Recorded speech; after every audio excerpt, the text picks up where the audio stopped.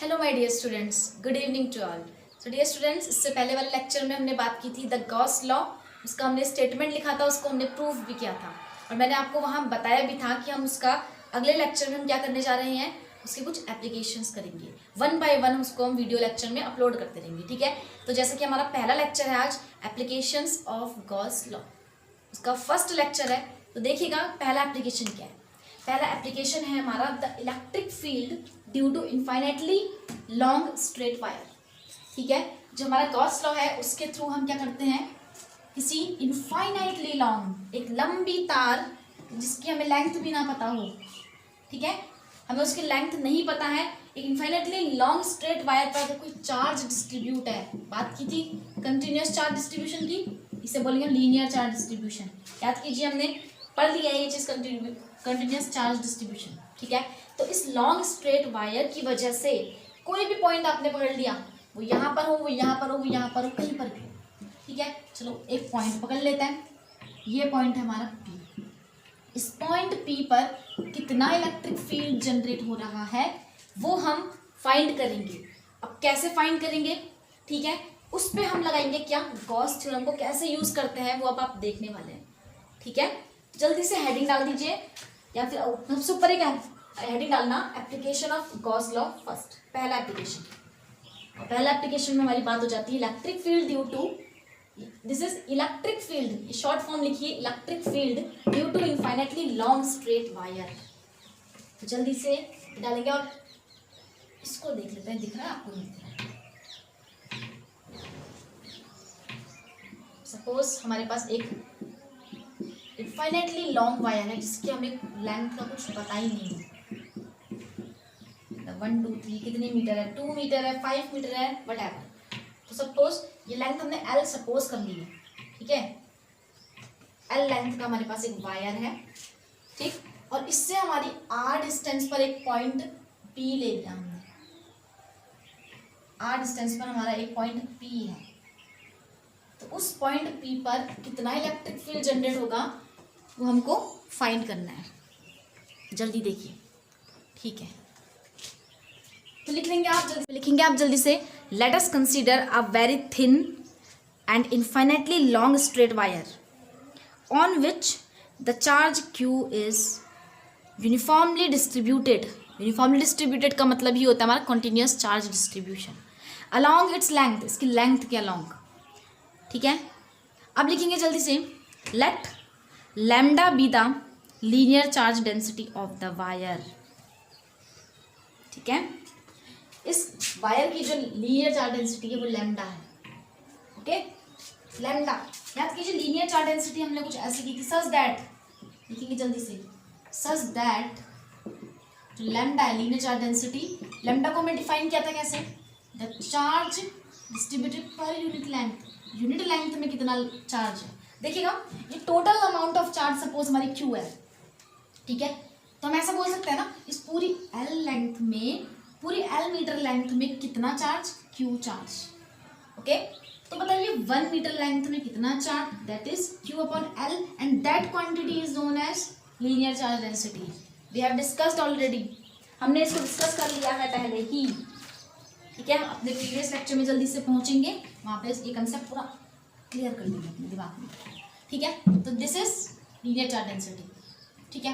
तो देखो यहाँ से हमारे पास Q की वैल्यू आएगी, नहीं आएगी, Q इक्वल टू यहाँ पहुँच जाएगा lambda into L, Q equal to lambda L, ठीक। इसे इक्वेशन फर्स्ट डाल देंगे आप लोग बड़े प्यार से, यहाँ पे मत डालना भाई, ये भी सिलेंडर बनेगा तो खिचड़ी पक जाएगी, lambda L, this is equation first. Now तो बच्चों क्या करना होता है, हमें गॉस थ्योरम इसमें अप्लाई करनी है, लेकिन हमने क्या पढ़ा है कि जो गॉस थ्योरम होती है वो हमेशा एक क्लोज्ड सरफेस के लिए वैलिड होती है, ठीक है, ओपन सरफेस नहीं होनी चाहिए, एक छोटा सा छेद भी हो गया ना ये, ठीक है। तो यहाँ पर हमारा अप्लाई नहीं होगा, क्या गॉस थ्योरम अप्लाई नहीं होगी, तो चार्ज क्या होना चाहिए, बंद होना चाहिए। तो बच्चों अगर मुझे इस पॉइंट P पर क्या चाहिए, इलेक्ट्रिक फील्ड की वैल्यू फाइंड करनी है, तो मुझे ये जो चार्ज है, चार्ज तो यहाँ पर है, इस चार्ज को बंद करना पड़ेगा, अपने दिमाग में इमेजिनरी क्या करना पड़ेगा, एक बंद सरफेस बनानी पड़ेगी। और हमारे पास एक ही ऑप्शन है भाई बंद सरफेस बनाने का। जैसे कि हमारे पास ये वायर है, late us consider this is a wire. तो इसको, इस चार्ज को पूरी तरीके से बंद करना है। यहाँ से बंद कर दिया तो नहीं भाई यहाँ से खुला है ना, देख रहे हैं आप। यहाँ से बंद करेंगे तो यहाँ से खुला है और यहाँ से खुला है, पीछे से भी खुला है। यहाँ से बंद करता है केवल तो यहाँ से अदर साइड से खुला है। तो भाई इसको सब जगह से बंद करने के लिए हमने क्या करा, एक ये। अगर बच्चों अगर हमने इसको एक बॉटल में रख दिया, वाटर बॉटल होती है आप लोगों के पास, ठीक है, पानी की बॉटल एक, उसमें रख दीजिए, ठीक है, तो हो जाएगा नहीं हो जाएगा, ये बंद क्लोज्ड सरफेस बन जाएगा, है ना। ठीक है, तो भाई हमने क्या करना है, इस वायर को क्या करना है, क्लोज्ड करने के लिए एक सरफेस कंसीडर करेंगे, इमेजिनरी सरफेस, ताकि ये पॉइंट भी क्या हो जाए, उसके अंदर आ जाए, उस सरफेस के अंदर बंद हो जाए। और भाई तुम सबको पता है वो सरफेस कैसी हो सकती है, सिलेंड्रिकल। बॉटल क्या होती है हमारी, सिलेंड्रिकल होती है, बेलनाकार होती है। तो हमने क्या किया, एक सिलेंड्रिकल सरफेस कंसीडर कर ली। इसकी लेंथ भी उतनी ही थी जितनी हमारी वायर की लेंथ है, दैट इज एल या एल। और ये पॉइंट पी जो है इसी सरफेस के एक सबसे ऊपरी सतह पर, आउटर सरफेस पे लाई करना है point P. Is it clear. देखिए इस वायर को आगे से भी तो घेरेगा, लेकिन हम यहाँ पे ड्रॉ तो कर नहीं सकते, है ना, 3 डायमेंशनल है हमारा कौन, सिलेंडर। तो क्या करना है बच्चों, ये पॉइंट पी हमारा क्या है। अब देखिए बच्चों, ये तो हमने कंसीडर किया है, एक्चुअल में तो नया पर है, एक्चुअल में ना, बिल्कुल भी नहीं, एक्चुअल में नहीं। तो डॉटेड बनाना इसको। अब सुनो मेरी बात, देखो ये कहीं पर आप लोगों ने गॉसियन सरफेस बहुत सुन रही है, गॉसियन सरफेस। बच्चे गॉसियन सरफेस क्या है, देखो किसी चार्ज को कोई भी जो सरफेस घेर रही हो या हमने अपनी तरफ से कंसीडर कर लिया, जैसे कि इस पॉइंट पी को बंद करने के लिए हमने इस लाइन के अलॉन्ग एक सिलेंडर कंसीडर किया, तो ये सिलेंडर हमारे लिए क्या है अभी, गॉसियन सरफेस है। किसके लिए, इस लाइन चार्ज के लिए, लीनियर चार्ज के लिए। आई बात समझ में, गॉसियन सरफेस। अगर मैं इस चार्ज को, हमारे पास एक पॉइंट चार्ज है, उसको एक पॉइंट है ये, इसको घेरना है, तो आप क्या करेंगे, एक बॉल लगा देंगे, इसके बाद इसको एक बॉल के अंदर बंद कर देंगे, बॉल बोले तो स्फेयर के अंदर, तो वो स्फेरिकल सरफेस हमारी क्या होगी, as a Gaussian surface consider की जाएगी। ठीक है, here the cylinder is known as the Gaussian surface. Okay, अब क्या करना है, हमने फाइंड करना है पॉइंट पी पर इलेक्ट्रिक फील्ड। ठीक है, तो पहले आप एक काम करिए, तो देखो इलेक्ट्रिक फील्ड फाइंड करने के लिए हमारे पास एक फॉर्मूला है। देखो हमने ऐसा पढ़ा कुछ, phi equal to Q upon epsilon naught. Phi equal to हमने ऐसा पढ़ा है भाई, वेक्टर ई डॉट डी। देखो हल्का फुल्का पहले मैं बता दूं, फिर आपको मजा और ज्यादा आएगा। ठीक है, ई फाइंड करना है तो फाई से ये आ जाएगा, और गॉस थ्योरम लगा के हमारे पास क्यू अपॉन एप्सिलॉन नॉट आ जाएगा, यहाँ से ई की वैल्यू आ जाएगी। कुल मिला के ई फाइंड करने से पहले, इस ई को फाइंड करने से पहले हमें फ्लक्स की वैल्यू पता होनी बहुत ज़रूरी है।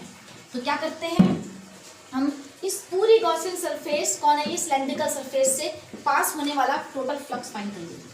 But before finding the total flux we have to find the small element of this flux. हमने एक स्मॉल एलिमेंट फाइंड करना है डी फाई। तो डी फाई के लिए फिर एक छोटी गॉसियन सरफेस और कंसीडर करनी पड़ेगी। तो बच्चों इस पूरे सिलेंडर से पास होने वाला फाई निकालने की बजाय एक पी के चारों हमने फिर से अगेन क्या करें, एक छोटा सा गॉसियन सरफेस, बहुत छोटा है, बहुत छोटा स्मॉल एरिया एलिमेंट कंसीडर कर लिया, जिसका एरिया कितना है, ds। ठीक है, अब हम देखते हैं भाई इसमें से कितना पास हो रहा है डी फाई। जब ये पता लग जाएगा तो टोटल फाई भी आ जाएगा अभी इसको इंटीग्रेट करके, है ना, और जब टोटल फाई आ जाएगा तो ये तो अपने आप ही आ ही जाएगा, नहीं समझे। ठीक है, तो आप लिखेंगे फिर से एक लैंग्वेज और, now consider N small area element around point P के चारों ओर एक छोटा स्मॉल एरिया एलिमेंट आपने कंसीडर करना है। ठीक है, such that it's area will be ds। इसका एरिया कितना है बच्चों, छोटा सा एरिया है वो है ds, और जो टोटल है ना, ये जो सिलेंडर है, इस सिलेंडर का टोटल एरिया हमने कैपिटल S मान लिया। अब छोटे के लिए ds पता है ना, बड़े को टुकड़े में करने का ds। ठीक है, बड़ी लेंथ को तोड़ना है तो dl। आई बात समझ में, ड्राइविंग लाइसेंस नहीं dl। अब देखिए ds, ठीक है, अब सबको पता है भाई 2 लेक्चर पहले बात की थी हमने, इससे 2 लेक्चर पहले से पहला हमने क्या था कि किसी भी सरफेस पर एक एरिया वेक्टर होता है। वो क्या होता है, उस सरफेस पर एक परपेंडिकुलर ड्रॉ कर दोगे, नॉर्मल ड्रॉ करोगे तो वो किसको शो करता है, एरिया एलिमेंट को। बच्चों जो ये हमारा डीएस है, डीएस फैक्टर है, ये जो डीएस एरिया है, स्मॉल एरिया, इसका भी अपना क्या होगा, एक एरिया एलिमेंट होगा जो सरफेस के, जो सिलेंड्रिकल सरफेस है, जैसे कि ये हमारा सिलेंडर है, ये मेरा marker, it's a cylindrical shape, ठीक है। यहाँ पर मैंने एक परपेंडिकुलर देखना है, तो बच्चों इस सरफेस पे लिया है, जैसे कि ये भी तो एक सरफेस है, तो यहाँ पर जो परपेंडिकुलर वो ऐसे ड्रॉ होगा। अब भाई ये देखिए यहाँ पर तो मैं ड्रॉ नहीं कर सकती, कैसे ड्रॉ होगा, वो बाहर को हमने ये निकाल दिया। आधी बात समझ में दिख रहा है? देखिए बच्चों शो हो रहा है आप लोगों को, शो तो ऑब्वियसली हो ही रहा है, ठीक है। देखिए इसको ही दिख रहा है भाई, पूरा तो दिख ही नहीं रहा है। आपने करना है this is point P and this is the vector DS, ये डीएस वेक्टर की डायरेक्शन होगी हमारी। आई बात समझ में? हाँ जी, अब तो दिखाई दे रहा है, ठीक है। तो क्या करना है, डीएस वेक्टर की डायरेक्शन कहाँ की हो रहा है, बाहर की ओर। अब हमें इस क्यू चार्ज की वजह से, पूरे क्यू चार्ज की वजह से यहाँ पर कितना इलेक्ट्रिक फील्ड जनरेट हो रहा है वो फाइंड करते हैं। चलो इलेक्ट्रिक फील्ड फाइंड करने से पहले तो भाई हम D5 फाइंड करेंगे, इलेक्ट्रिक फील्ड ही कर लेते हैं, क्या जाना है हमारा। तो लिखेंगे electric field at point P, at point, this is the short form of point, ठीक है, point P due to plus Q charge. इस प्लस क्यू चार्ज की वजह से, इस प्लस क्यू चार्ज की वजह से इस r डिस्टेंस पर जो हमारा पॉइंट है वहां पर कितना इलेक्ट्रिक फील्ड जनरेट होगा, that is denoted by E, this is E। इसकी वैल्यू की हमारी हमें पता है, due two point charge electric field is 1/4 pi epsilon not Q upon R square, distance square, and distance is R। इस Q से R distance पर है पॉइंट P, पॉइंट P दिख रहा है, नहीं दिख रहा है भाई, ये ठीक है। डायरेक्शन बताएंगे बच्चों जल्दी से E की, इस E की डायरेक्शन क्या होगी। We know that the direction of electric field is away from the positive charge toward the negative charge और पॉजिटिव टू नेगेटिव। ऐसे पढ़ा था 3 केस, 1 1 2 3। पॉजिटिव से नेगेटिव होती है या नेगेटिव से की ओर होती है या पॉजिटिव से दूर होती है। तो बच्चों ये चार्ज हमारा पॉजिटिव है, ये प्लस क्यू चार्ज जो है हमारा, ये हमारा पॉजिटिव चार्ज है। तो इससे यहाँ पर जो इलेक्ट्रिक फील्ड होगा इससे दूर होगा भाई, दूर होगा। तो डायरेक्शन कहाँ की ओर होगी, यहाँ से बाहर की ओर। एक और पॉइंट लगा देंगे, एरो दिख रहा है, हाँ जी दिख गया एरो, और ये है हमारा इलेक्ट्रिक फील्ड, दूसरा वाला एरो है हमारा इलेक्ट्रिक फील्ड, ठीक है। लिखेंगे आप अलोंग, किसके अलोंग, अलोंग मतलब दूर, किससे, इस पॉइंट से अलोंग। यहाँ पर कोई पॉइंट लिख देता है बच्चों, कुछ नहीं, Q से पी क्यू या पी क्यू लिख लीजिए, Q P, along Q P. यहाँ पर एक पॉइंट है हमारा, मान लेते हैं क्यू पी से, या फिर O मान लो लोग, O P, point O P, O से पी, ओ पी, ओ से पी की ओर, ओ से P, along O P means O से पी की ओर। अगर पी से क्यू होती तो पी ओ। आई बात समझ में? ठीक है, इसे भी आप इक्वेशन 2 डाल देंगे, ये फर्स्ट है, इस इक्वेशन 2, 2 इक्वेशन मिल गए हमें। अब हमको फाइंड करना है D5 बोले तो द इलेक्ट्रिक फ्लक्स। हाँ तो लिखेंगे जल्दी से, पहले छोटा इलेक्ट्रिक फ्लक्स किससे पास होगा, जो DS एलिमेंट से, फिर टोटल S से देख लेंगे इंटीग्रेट करके। लिखेंगे आप the small amount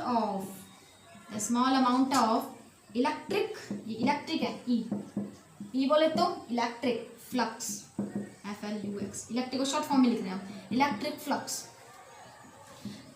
through, passes through कहिए या थ्रू बोल दीजिए, THROUGH, थ्रू DS एलिमेंट, छोटे एलिमेंट से, DS एलिमेंट से कितना जा रहा है वो है हमारा, देखो डिनोट करेंगे हम उसे D5 से। And we know that the definition of the flux that is vector E dot DS, ऐसा पढ़ा था हमने, है ना, इलेक्ट्रिक फ्लक्स वाले लेक्चर में हमने यही पढ़ा है भाई। तो इसको अगर हम ओपन करते हैं, एक्सपेंड करेंगे तो EDS cos theta, EDS cos theta दिख रहा है, इसका मतलब कहाँ तक दिख रहा है, हम ये तो कंफर्म करें पहले। ठीक है दिख रहा है, नहीं दिख रहा है, ठीक है। भाई थीटा कौन है भाई, ये थीटा क्या चीज है, this theta is the angle between vector E and vector D S. और जल्दी से डायग्राम देखेंगे, डायग्राम जरूर बनाएंगे, इट इज सो इम्पोर्टेंट। देखो ई और डी एस के बीच में एंगल कितना है, देखो इसकी डायरेक्शन तो ये है, इसकी डायरेक्शन भी ये है, डी एस की डायरेक्शन ये थी, ई की डायरेक्शन ये है। It means they both are at the same direction. जिस डायरेक्शन में ई है उस डायरेक्शन में एस है, means there is no any angle, इनके बीच में कोई भी एंगल नहीं बन रहा है। तो लिख लेंगे आप एक लैंग्वेज क्या, since the direction of vector E and vector D S are same या identical, hence we have theta equal to 0 degree. जल्दी से इसको यहाँ पुट कर देंगे, जल्दी से सब्स्टिट्यूट करेंगे अच्छे बच्चों की तरह। वीडियो पॉज कीजिए, नोट कीजिए, ये यूज होगा आपका, ध्यान रखना इसका। इक्वेशन 1 को भूल ना जाना भाई, हम यहाँ पे नोट कर लेते हैं, Q equal to lambda L, equation first, E की वैल्यू इक्वेशन 2, इसको आप मत नोट करना, ये मेरे लिए। फिर देखिए क्या करना है हमें, नथिंग, कुछ नहीं करना है आपने, क्या करना है D5 में नोट कर देना है इसने। D5 में आपने से सब्स्टिट्यूट किया, that is E D S cos 0 degree, and cos 0 की वैल्यू तो भाई बहुत बचपन से बताते आ रहे हैं 1 होती है। ई डी एस D5 की वैल्यू हमें आई बात समझ में। नाउ इसे इक्वेशन 2 हो गई, इक्वेशन 3 डाल दिया हमने। अब करते हैं, हमें टोटल इलेक्ट्रिक फ्लक्स चाहिए, total electric flux through total surface area, या फिर total surface area of cylinder, all cylinder, complete cylinder ही बोल दो भी, टोटल सरफेस एरिया, एरिया बोले तो एस, टोटल सरफेस एरिया मतलब उस पूरे सिलेंडर से कितना जाएगा। देखिए जो D5 था वो तो इससे पास हो रहा था, लाइन्स D5 तो यहाँ से पास हो रहा है स्मॉल एरिया से। अब हमें टोटल से बात करनी तो वो होगा हमारा कैपिटल एस से 5 जाने वाला 5, तो लिखेंगे आप दैट इज 5। और 5 कैसे आएगा, छोटे छोटे छोटे एलिमेंट्स को इंटीग्रेट करके आएगा भाई, ये पहले से हम पढ़ते आ रहे हैं। जब इंटीग्रेट कर देते हैं छोटे D5 को तो हमारा एक टोटल मिलता है, ठीक। जल्दी से वैल्यू पुट करेंगे from equation 3, substituting the value of D5 from equation 3। Equation 3 से हमने क्या करना है, देखो एक चीज लगाना बिल्कुल नहीं भूलेंगे, ये गोल, ये क्यों यूज कर रहे हैं इसको पहले वाले लेक्चर में जल्दी से देख के आएंगे। ये लगाने का मतलब है क्लोज्ड सरफेस, ठीक है। जल्दी से एक बार और देख के आ जाएंगे, अलोंग एस के अलोंग करना है। तो जल्दी से हमने वैल्यू पुट की D5 की, D5 is E D S, ये को मैं दोबारा लिख देती हूँ बच्चों साफ, क्योंकि यहाँ पे छोटा सा नीचे हो जाएगा तो मैंने मिटा दिया इसको, ठीक है। ई डी एस क्या हो जाएगा, ई डी एस, ठीक है। इतना आ गया था, अभी हो गया। अब क्या करना है आपने, इसे कुछ इक्वेशन डाल देंगे आप, कौन सी इक्वेशन बनी आपकी, ये इक्वेशन 3, ठीक है। Now according to Gauss theorem, GAUSS, Gauss theorem, हमने गॉस थ्योरम कल पढ़ी थी कितनी, that is the total flux passes through the Gaussian surface is, closed surface is Q upon epsilon naught, ठीक है। और इसको क्या करना है आपने, यहाँ से उधर यहाँ पुट कर देंगे, या उल्टा मत जाइए, अब यहाँ से यहाँ पुट कर देंगे, कहीं से भी जाएंगे आप, है ना। सब्स्टिट्यूटिंग इन इक्वेशन 3 लिखेंगे, सब्स्टिट्यूटिंग, देखो यूज हो गया नहीं हो गया, एप्लीकेशन की बात कर रहे थे, एप्लीकेशन हमने यूज कर दी, सब्स्टिट्यूटिंग इन इक्वेशन 3 में यूज करेंगे इसको, तो 5 की जगह पे आ जाएगा हमारा Q अपॉन एप्सिलॉन नॉट, आ गया, बहुत इजी। अब हमने क्या करना है, ये ई डी एस ऐसे लिख देना है, कुछ नहीं करना है। फिर से क्या करेंगे आप, देखो ई की वैल्यू देखो बच्चों पुट मत करना, जो मैंने इक्वेशन 2 में निकाल के रखा है, जो हमने इक्वेशन 2 निकाल के रखी है वो हमने व्यर्थ ही निकाल के रखी है, ठीक है। ds हमें फाइंड करनी ई की वैल्यू। अब देखो हमें पता है इंटीग्रेशन साइन के अंदर हमारे वही टर्म जाते हैं जिसमें क्या होता है d लगा हो, तो यहाँ पर तो ds से e तो कांस्टेंट की तरह बाहर आ गया, और इसी की वैल्यू हमको फाइंड भी करनी है, तो ये हो जाएगा बच्चों ds। ये क्या है, it is the closed surface के लिए इंटीग्रल फॉर्म, तो Q अपॉन एप्सिलॉन नॉट हमें फाइंड करना है e की वैल्यू। चलो पहले देख लेते हैं ये ds क्या चीज़ है भाई, ये क्या चीज़ है, ऐसा होता है ना, मैंने आपको कल बताया था इंटीग्रेशन वाला टर्म पूरा अलग से एक वीडियो बना रखी है कि अगर कोई dx x के रिस्पेक्ट में हमने इंटीग्रेशन करना, तो ये और ये कैंसिल होता है, x बचता है नहीं बचता है, तो यहाँ पर ये और ये कैंसिल, तो बचेगा s, and this s is the CSA of cylinder. अब क्यों है CSA? क्योंकि बच्चों हम बात कर रहे हैं लीनियर चार्ज डिस्ट्रीब्यूशन की, और इस लाइन के को हमने क्लोज्ड करना था। तो क्लोज बच्चों देखो बहुत पतली है, इसका डायमीटर बिल्कुल भी नहीं माना जाएगा। तो बच्चों जो चार्ज होगा वो केवल लाइन के लॉन्ग है, ऊपर सर्कल के लॉन्ग, सर्कल बिल्कुल नहीं है, सर्कल मतलब डायमीटर है ही नहीं इसका। तो हमें जो क्लोज्ड करने की जरूरत है वो केवल किनारे से करने की जरूरत है। And we know that cylinder में अगर किनारे से अगर हम किनारे का लेते हैं, मीन्स ये मार्कर मेरा एक सिलेंडर है, इसको किनारे की बात करें हम, इस वाले की इतने हिस्से की, बॉटल के किनारे की, ढक्कन आपने एक नीचे का हिस्सा काट दिया, ढक्कन उड़ा दिया, तो बस 2 सर्कल गायब, तो क्या बचेगा? केवल CSA बचेगा। तो ठीक है, तो जो हम कवर कर रहे हैं इस तार को वो केवल एक कैसे कर रहे हैं, ऐसे में कवर कर रहे हैं, ऊपर से नहीं, केवल सिलेंड्रिकल CSA लेंगे, CSA ऑफ सिलेंडर। नोट कीजिए, फिर हम जरा ऊपर लिखते हैं।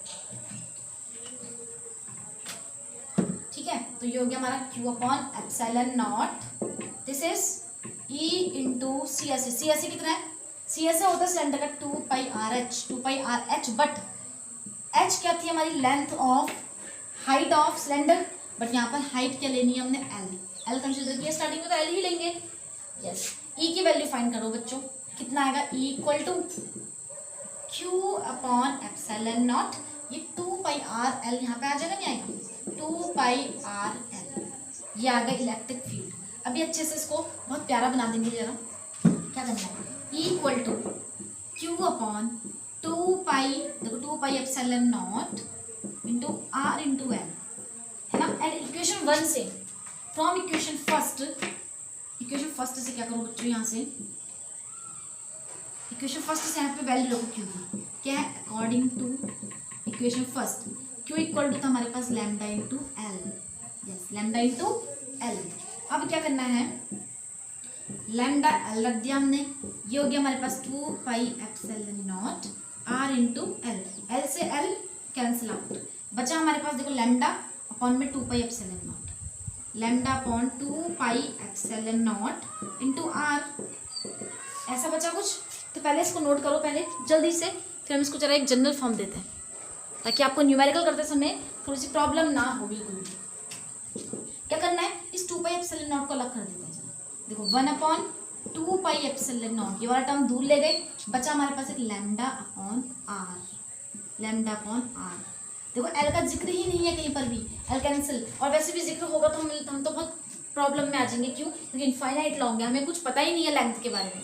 ठीक है, तो क्या करना है? E इक्वल टू इतना, बट जनरल फॉर्म में यहाँ पे 1/4πε0 देखते आ रहे होंगे आप लोग, है ना। किसी भी फॉर्मूले में 1/4πε0 Q/R², ऐसा करके कुछ देख रहे थे।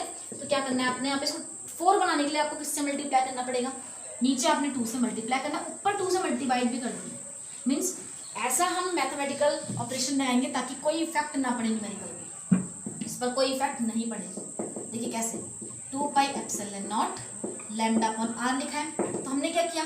ऊपर 2 से मल्टीप्लाई भी कर दी, नीचे 2 से डिवाइड भी कर दिया, तो क्या होगा? 1/2 जा, देखो कट के वही आना है ना, तो काटना मत भाई, 2 जा 4πε0, this is 2 lambda upon R, काटना मत, हाँ हमने एक्स्ट्रा कर रखा है, करने के बाद वही आ जाना है। तो this is the required expression of electric field due to infinitely long straight wire. ठीक है, it is the first application of Gauss theorem which we have proved in our previous lecture।